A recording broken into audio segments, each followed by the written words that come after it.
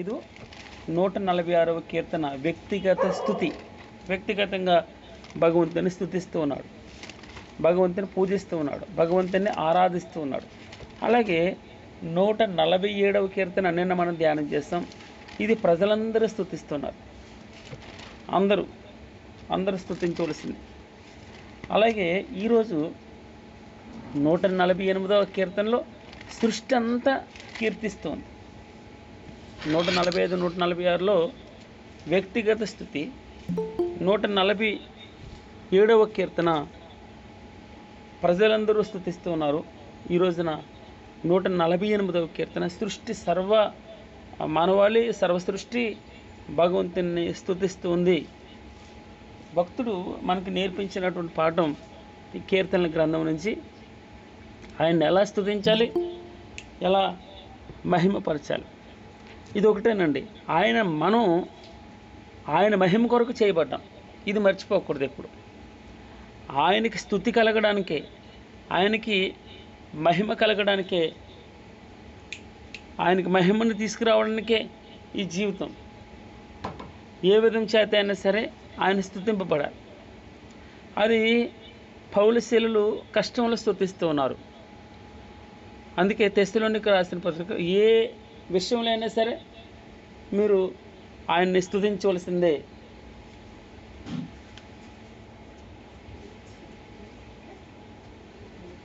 యెహోవాను స్తుతించుడి, యెహోవాను స్తుతించుడి. ఒకసారి మనకు తెలియని విషయం కాదు. నిర్గమకాండం 5వ అధ్యాయం 1వ వచనంలో దేవుడే చెప్తాడు, తన ఇష్టాన్ని చెప్తా ఉంటాడు. చూడండి, ఇశ్రాయేలీల దేవుడని యెహోవా అరణ్యంలో నాకు ఉత్సవము అనగా స్తుతి. ఇంకో విధంగా చెప్పాలంటే ఉత్సవాలు ఏం చేస్తారండి? దేవుణ్ణి పూజిస్తారు, దేవుణ్ణి గణపరుస్తారు.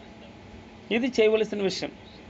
అరణ్యంలో నాకు ఉత్సవం చేయడానికి నా జనమును పోనిమ్మని ఆజ్ఞాపించుచున్నాడనేది యెహోవా చెప్తున్నాడు. ఇశ్రాయేలీలు బానిసత్వంలో ఉన్నారు. వీరందరినీ భగవంతుడు ఈ రోజున ఉత్సవం చేయడానికి వెళ్ళమంటున్నారు, నువ్వు పోనీయాలి అని ఫరోతో చెప్తున్నాడు. అప్పుడు ఫరో ఆన్సర్ ఇచ్చాడంటే, నేను అతని మాట విని ఇశ్రాయేలీలను పోనిచ్చుటకు యెహోవా ఎవడు? నేను యెహోవాను ఎరుగును, ఇశ్రాయేలీలను పోనీయును. ఇది ఆన్సర్, మొట్టమొదట ఆన్సర్. మనకు తెలుసు ఎన్నో 10 తెగుళ్ళు, అద్భుతాలు. అక్కడ చూస్తే చివరికి తన కుమారుడు, జ్యేష్ఠ కుమారుడు, ప్రథమ కుమారుడు చనిపోయేంత వరకు, వేద నుంచి రాజు వరకు, ప్రథమ కుమారుడు చనిపోయిన తర్వాత బుద్ధి వచ్చినప్పుడు తాను కొంత రిలాక్స్ అవుతాడనమాట. సరే, కొంతమందిని పంపిస్తాను. చివరికి వచ్చేటప్పటికి ఏం చేస్తారంటే, నేను పశువులు మాత్రం ఇవ్వను, మీ పశువులు ఆస్తులన్నీ ఇక్కడ ఉండాలి, మీరు మీ పిల్లలు, మీ భార్యలు, పెద్దోళ్ళు, చిన్నోళ్ళు అందరూ వెళ్ళి ఆరాధన చేయమంటారు. అప్పుడు నిర్గమకాండం 10వ అధ్యాయం 24వ వచనంలో ఫరో మోషేని పిలిపించి, మీరు వెళ్ళి యెహోవాను సేవించుడి, మంచిది, మీరు యెహోవాను సేవించాలి, మీ మందలు, మీ పశువులు మాత్రమే ఇక్కడ ఉండాలి, మీ బిడ్డలు మీతో వెళ్ళవచ్చును అనగా. అప్పుడు ఇంకొక మాట ఏం చెప్తున్నాడంటే, మోషే చెప్తున్నాడు, మా పశువులను మాతో కూడా రావాలి, ఒక డెక్క అయినను విడవబడదు. ఇది మాట గుర్తుపెట్టుకోండి. నిర్గమకాండం 10వ అధ్యాయం 26వ వచనంలో. మన జీవితాల్లో మన ప్రార్థన అయ్యి ఉండాలండి. మన ప్రార్థన ఏమి ఉండాలంటే, నేను కూడా ఎన్నోసార్లు ప్రార్థన చేశాను, మా అమ్మ చాలాసార్లు ప్రార్థన చేసింది. ఏంటి తెలుసా? ఆదివారం మన ఇంటికి తాళం ఉండవలసిందే, కుటుంబ ప్రార్థన అందరూ కలిసి ఉండవలసిందే. దేవుని స్తుతించిన, దేవుని పని చేయడానికి అందరూ అక్కడ ఉండాలి. ఆయన్ని స్తుతించే విషయంలో అందరూ స్తుతించాలి, ఒక్కరు కాదు. అనగా మా పశువులు కూడా మాతో రావాలి, విడిచిపెట్టినవి. ఇక్కడ ఒక డెక్క అంటే ఏంటి తెలుసమ్మా? డెక్కలు అంటారు అన్నమాట. 4 కాళ్ళకి గట్టిగా ఉంటుంది కదా, దాన్ని డెక్క అంటారు. అంటే ఒక ఆ పశువులకు ఉన్నటువంటి కాలు కూడా వదిలిపెట్టను, కాలుకున్న డెక్క కూడా వదిలిపెట్టను, అన్నీ రావాల్సిందే మాతోటి అంటాడు. అనగా స్తుతులను గొప్పతనం మీరు ఆలోచన చేయండి. స్తుతించట్లో చాలా ప్రాముఖ్యత ఉంటుంది. అందుకే ఈ ఉదయకాలన మీరు నేను కూడా కొన్నిసార్లు కార్యం జరగట్లేనప్పుడు నాకు తెలియదు కొన్ని సూత్రాలు ఎలాగ భగవంతుని దగ్గర నుంచి ఆన్సర్ రాబట్టుకోవాలి. మీరు స్థుతిలో ఉన్న గొప్పతనం చాలామంది అనుభవపూర్వకంగా చెప్తారనమాట. చాలామంది కారణం ఉండి స్తుతించాలని కూడా నేను కూడా చాలాసార్లు అనుకున్నాను. ఆ భావనే ఉండేది నాకు కూడా. అయితే ఈ రోజున స్తుతి అనేది భగవంతునికి చెల్లేదండి, మనుషులకి చెల్లేది కాదు, సైతానికి చెల్లేది కాదు, భగవంతునికి చెల్లేటటువంటిదే స్తుతి. ఈ రోజున స్తోత్రం అనగా హల్లెలూయా, యేసు రక్తమేత్యం, ఈ మాటలు ఆయన ఒక్కడికే చెల్లుతాయి, మనుషులకు కాదు. మీరు నా మట్టుకు నేను ఈ ఉదయకాలాన్ని చెప్పేది ఏంటంటే దేవుణ్ణి స్తుతి చేయాలి. దేవుణ్ణి అందుకే ఉదయాన్నే లేచి స్తోత్రం స్తోత్రం స్తోత్రం, మన నోట స్తుతులతో నిండాలి. మన స్తుతి చెల్లిస్తుంటే ఆయన జ్ఞాపకం రావాలి, ఆయన చేసిన మేళ్ళే జ్ఞాపకం రావాలి. ఆయనకి స్తోత్రం స్తోత్రం స్తోత్రం స్తోత్రం స్తోత్రం స్తోత్రం స్తోత్రం స్తోత్రం మన స్తుతులు చెల్లిస్తూ ఉంటే చాలా మటుకు అంటూ ఉంటారు, అరే కారణం చెప్పు స్తుతించాలి, ఏంటి హల్లెలూయా అంటారు, స్తుతులు అంటారు. ఏదైనా అనుకోనివ్వండి, స్తుతి ఆయనదే, ఆయన ఒక్కడికే సంబంధించింది. ప్రైజ్ లార్డ్ అంటే ఆయన ఒక్కడికే సంబంధించింది. ప్రైజ్ లార్డ్ అంటే దేవుని స్తుతించండి అని, స్తుతించండి మీరు ఎవరు స్తుతిస్తారు అని అనుకుంటూ ఉంటారు. కానీ ఆ భావన రావడమే గొప్ప విషయం అండి. ఏదో అనుకుంటూ ఉంటారు. భగవంతుని స్మరణ చేయడం అంత ఈజీ అయిన విషయం కాదు, అందరికీ అదృష్టం రాదు. చాలా మటుకు నేను బయటకు వెళ్తుంటే అనేకులు చెప్తారు నాకు ప్రైజ్ ఎలాడండి అని. వారు తెలియదు భగవంతుడు అంటే, కానీ వారు అనేకులు నాకు ప్రైజ్ ఎలాడు చెప్తారు. నాకు సంతోషం అనిపిస్తూ ఉంటుంది. భగవంతుని మనం స్తుతించాలి, మనం ఆరాధన చేయాలి.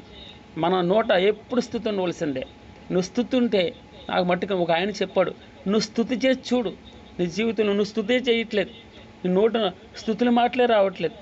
నువ్వు స్తోత్రం, నువ్వు ఒకటే పని చేయి, 1 గంట ఉదయాన్నే 1 గంట, సాయంత్రం 1 గంట ఓన్లీ స్తుతులే చెల్లించి నీ మనసంతా నువ్వు ఉజ్జీవింపబడతావు, నీకు శక్తిని అందుతావు, జరగని కార్యాలు జరుగుతాయి, ఆరోగ్యం దొరుకుతుంది. ఎవరికైనా అనారోగ్యం బాగోలేకపోతే ఒక పని చేయి, స్తోత్రం స్తోత్రం స్తోత్రం స్తోత్రం అని ఒక మాట పలికించు. తప్పకుండా ఆయన పరిశుద్ధాత్మ శక్తిని అనుగ్రహిస్తాడు. ఆయన నీకు బలాన్ని ఇస్తాడు. జరగని కార్యాలు, తెరవని తలుపులు, మూసుకుపోయిన అన్నీ తెరవజేస్తాడు ఆయన. నీ మనసంతా ఆయన మీద ఉండాలి. స్తుతి చేయడం మొదలుపెట్టు అంటాడు. స్తుతిలో గొప్పతనం ఉందండి, స్తుతిలో ఆరోగ్యం ఉంది, స్తుతిలో ఐశ్వర్యం ఉంది. నువ్వు భగవంతుని స్తుతించడంలోనే అంతా ఈ మాయ అంతా దాగుంది, ఈ గొప్పతనం అంతా అందులోనే ఉంది, ప్రాముఖ్యత అంతా అందులోనే ఉంది. స్తుతి స్తోత్రం స్తోత్రం స్తోత్రం స్తోత్రం స్తోత్రం స్తోత్రం స్తోత్రం స్తోత్రం స్తోత్రం. యెహోవాను స్తుతించుడి, యెహోవాను స్తుతించుడి. ఆకాశవాసులారా యెహోవాను స్తుతించుడి, స్తుతించుడి, స్తోత్రం చేయండి, స్తోత్రం చెప్పండి. ఇక్కడ నేను యెహోవాను స్తుతించాలని మాట అక్కడ అట్టి పెడతాను. ఎవరెవరు స్తుతించాలి ఆలోచన చేద్దాం. ఆకాశవాసులారా 2, ఉన్నత స్థలముల నివాసులారా 3, సూర్యచంద్రులారా, కాంతిగల నక్షత్రములారా, పరమాకాశములారా, ఆకాశము పైనన్న జలములారా, భూమి మీదనున్న మకరములారా, అగాధ జలములారా, అగ్ని వడగండ్లారా, హిమమా, ఆవిరి, ఆయన ఆజ్ఞను నెరవేర్చు తుఫాను, పర్వతములారా, సమస్తమైన గుట్టలారా, ఫలవృక్షములారా, సమస్తమైన దేవదారు వృక్షములారా, మృగములారా, పశువులారా, నేలను ప్రాకు జీవులారా, రెక్కలతో ఎగురు పక్షులారా, భూరాజులారా, సమస్త ప్రజలారా, భూమి మీదనున్న అధిపతులారా, సమస్త న్యాయాధిపతులారా, యవనులు, కన్యలు, వృద్ధులు, బాలురు, అందరూ యెహోవా నామమును స్తుతించుదురుగాక. ఈ మాటలు వింటుంటే నీకేమనిపిస్తుంది? నాకేమనిపిస్తుంది? నాకైతే ప్రభువా నేను ఎంత తప్పు చేశాను తండ్రి, ప్రార్థన చేయడం నాకు రాలేదు, నేను ఎగతాళి అనుకున్నాను, ఇంకా అస్తమానం స్తోత్రం అంటారు, ఇదేంటి అని అనుకున్నాను. కానీ నేను స్తోత్రం చెప్పలేదు. నేను చాలాసార్లు ఏదో స్తోత్రం ప్రభువా నా జీవితంలో నువ్వు ఈ కార్యం చేసావు, ఆ కార్యం చేశావు. కానీ నా మట్టుకు నాకు ఈరోజు అనిపిస్తుంది, సిగ్గుపడుతున్నాను ప్రభువా, నీ దగ్గర పొందుకోలేకపోయాను, నీ మహిమను చూడలేకపోయాను, నీ పరిశుద్ధాత్మని తాకిడిని అనేకసార్లు అనుభవించలేకపోయాను. కారణం ఏంటో తెలుసమ్మా? మన నోట స్తుతి లేదు. మన నోట స్తుతి లేదు. మన నోట స్తుతి ఉంటే ఇంకా దేని వైపు మన కాన్సన్ట్రేషన్ ఉంటుందని మనం సైతాన్ని జయించగలం. మీరు చూడండి, ఆలోచన చేయండి. చాలాసార్లు కొన్నిసార్లు ఇబ్బందులు ఉన్నప్పుడు నేనేమంటానంటే, యేసు రక్తమే జయం, యేసు రక్తమే జయము. ఆయన రక్తం మనకు జయాన్ని ఇస్తుంది. అది సైతాన్ని మీద జయాన్ని ఇస్తుంది, అనారోగ్యం మీద జయం ఇస్తుంది. యేసు రక్తమే జయము, యేసు రక్తమే జయము, సిలువ రక్తమే జయము, సిలువ రక్తమే జయము, ప్రభు యేసు రక్తమే జయము, ప్రభు యేసు రక్తమే జయము, జయము, జయము. గొప్పవాడికి జయం కొట్టరండి. గొప్పవాడు వెళ్తుంటే జై అంటూ ఉంటారు, కొంతమంది జోహార్ అంటూ ఉంటారు, రకరకాలుగా వాళ్ళు పెద్ద పెద్ద కేకలు వేసుకుంటూ వెళ్తూ ఉంటారు. ఈ రోజున నా దేవుని స్తుతి నా నోట ఉండునుగాక. స్తోత్రం ప్రభువా, స్తోత్రం తండ్రి, స్తోత్రం, స్తోత్రం, స్తోత్రం, స్తోత్రం. ఈ స్తోత్రం అనేది మన జీవితాలకి నాలుక నుంచి కాకుండా హృదయంలో నుంచి, నాభి నుంచి రావు. మనం ఆటోమేటిక్గా వస్తుందండి. మీరు ఒక్కసారి మనం ప్రాక్టీస్ చేయడం మొదలు పెడితే మనం తప్పకుండా స్తుతులు గొప్పతనాన్ని చూడగలం. అనేక జీవితాల్లో మీరు ఒకసారి చేసి చూడండి, ప్రాక్టీస్ చేయండి. ఉదయాన్నే లేచిన వెంటనే ఒక 3 గంటలు లేవండి, ఒకరోజు చేయండి, సాయంత్రం చేయండి పడుకునే ముందు, మరలా ఇలాగ ఒక 10 రోజులు చేయండి, ప్రాక్టీస్ చేయండి.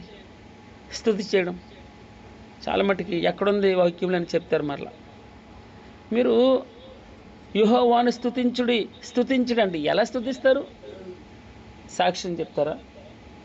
సాక్షి ప్రకారం నేను కరెక్ట్ జీవితం. అవును, నువ్వు పరిశుద్ధంగా ఉండాలి. నువ్వు పరిశుద్ధంగా లేకపోతే స్తుతి ఎలాగ వస్తుంది నీ నోటి నుండి? యేసు మాటే రాదు. ఆయన ఇష్టం, ఆయనకి ఇష్టం కాబట్టి ఆయన గురించి తలంచుతున్నాను. స్తోత్రం.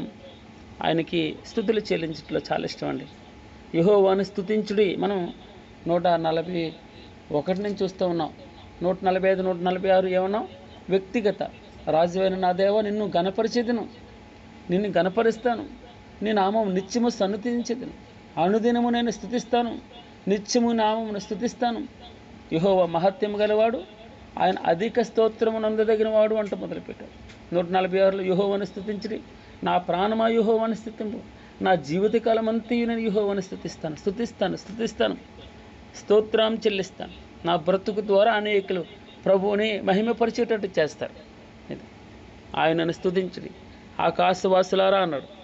యెహోవాను స్తుతించుడి, ఉన్నత నివాసులారా ఆయనను స్తుతించండి, యెహోవాను స్తుతించండి.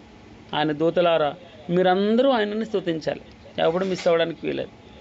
ఆయన దూతలారా, మీరు చూడండి యెషయా గ్రంథం 6వ అధ్యాయం, 2 రెక్కలతో ముఖం కప్పుకుంటున్నాయట. ఆయన చూడడానికి కూడా ఇష్టపడలేదు, భయపడుతున్నారు. 2 రెక్కలతో వారు కాళ్ళు కప్పుకుంటున్నారు. అపరిశుద్ధత ఆయనకి ఇష్టం లేదని వారికి తెలుసు. 2 రెక్కలతో ఎగురుతూ శక్తి లేకపోయినా కూడా వారు ఏం చేస్తున్నారండి? దేవుణ్ణి స్తుతిస్తూ ఉన్నారు. ఆయన దూతలారా మీరందరూ ఆయన స్తుతించుడి, ఆయన సైన్యములారా మీరందరూ ఆయనను స్తుతించాలి. చంద్రులారా, సూర్యుడు చంద్రుడు ఆయన స్తుతించవలసిందే. తన పని చేస్తూ స్తుతించాలి, తన కార్యమును చూపిస్తూ స్తుతించాలి. కాంతిగల నక్షత్రములా మీరందరూ ఆయనను స్తుతించుడి. పరమాకాశములారా, ఆకాశము పైనున్న జలములారా, వర్షం కూడా ఆయన స్తుతించవలసిందే. యెహోవా ఆజ్ఞ ఇయ్యగా అవి పుట్టాయట. అవి యెహోవా నామమును స్తుతిస్తాయట. అవి ఆయన వాటిని నిత్య స్థాయిలో స్థిరంగా ఉంచాడండి. ఒక సెకను అటు కానీ ఇటు కానీ పెట్టలేదు. క్రమమైన రీతిలో ఆయన వాటిని నిత్య స్థాయిలుగా స్థిరపరిచి ఉన్నాడు. ఆయన వాటికి కట్టడి నియమించాడు.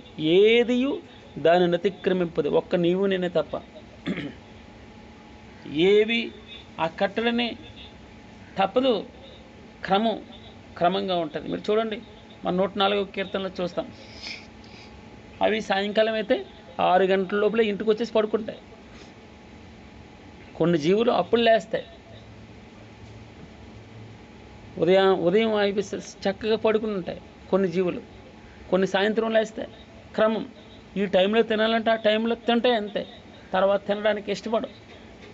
మీరు చూడండి, ఎంత పచ్చగడ్డేసినా నైట్ పూట తినవు కొన్ని. కానీ ఈ రోజున ఆయన వాటిని నిత్య స్థాయిలుగా స్థిరపరిచి ఉన్నాడు. ఆయన వాటికి కట్టడి నియమించాడు. ఏది దాన్ని అతిక్రమింపదు. భూమి మీదనున్న మకరములారా, అంటే మొసళ్ళు, మకరం అంటే అదే కదండి, అగాధ జలములారా యెహోవాను స్తుతించండి. ఇక్కడ చూడండి, మంచి మంచి మాటలు వినపడతాయి మనకి. అగ్ని వడగండ్లారా, అగ్నితో కూడిన వడగండ్లట. హిమం అంటే ఏంటి? మంచు. ఆవిరి, ఆయన ఆజ్ఞను నెరవేర్చే తుఫాను. ఎంత అద్భుతమైన మాట! ఆయన ఆజ్ఞను నెరవేర్చే తుఫాను. పర్వతములారా, సమస్తమైన గుట్టలారా, ఫలవృక్షములారా, సమస్తమైన దేవదారు వృక్షములారా, మృగములారా, పశువులారా, నేలను ప్రాకు జీవులారా, రెక్కలతో ఎగులు పక్షులారా, భూరాజులారా, సమస్త ప్రజలారా, భూమి మీద ఉన్న అధిపతులారా, సమస్త న్యాయాధిపతులారా యెహోవాను స్తుతించుడి. యవనులు, కన్యలు, వృద్ధులు, బాలురు అందరూ యెహోవా నామమును స్తుతించుదురుగాక. ఆయన నామం మహోన్నతమైన నామం అండి. ఎంత అద్భుతం! ఆయన ప్రభావం భూమి ఆకాశములకు పైగా ఉంది. ఆయన తన ప్రజలకు ఒక శృంగమును హెచ్చించి ఉన్నాడు. అది ఆయన భక్తులందరికీ, ఆయన చెంత చేరిన ఇశ్రాయేలీయులకును ప్రఖ్యాతికరముగా ఉంది. యెహోవాను స్తుతించుడి, యెహోవాను స్తుతించుడి. మరలా ఈ మాట ఎవరెవరు స్తుతించారో మాట చెప్పేసి మన ప్రార్థనలోకి వెళ్దాం. ఆకాశవాసులారా, ఉన్నత స్థలముల నివాసులారా, ఆయన దూతలారా, ఆయన సైన్యములారా, సూర్య చంద్రులారా, నక్షత్రములారా, పరమాకాశములారా, ఆకాశము పైనున్న జలములారా, భూమి మీదనున్న మకరములారా, అగాధ జలములారా, అగ్ని వడగండ్లారా, హిమమ, ఆవిరి, పర్వతములారా, ఆయన ఆజ్ఞను నెరవేర్చు తుఫాను, పర్వతములారా, సమస్తమైన గుట్టలారా, ఫలవృక్షములారా, సమస్తమైన దేవదారు వృక్షములారా, మృగములారా, పశువులారా, నేలను ప్రాకు జీవులారా, రెక్కలతో ఎగురు పక్షులారా, భూరాజులారా, సమస్త ప్రజలారా, భూమి మీదనున్న అధిపతులారా, సమస్త న్యాయాధిపతులారా. ఎవరెవరట? యవనులు, కన్యలు, వృద్ధులు, బాలురు అందరూ యెహోవా నామమును స్తుతించుదురుగాక. గాడ్ బ్లెస్ యూ అమ్మా. దేవుడి పరిశుద్ధ వాక్యము మన వెనుకల్లో దీవించునుగాక.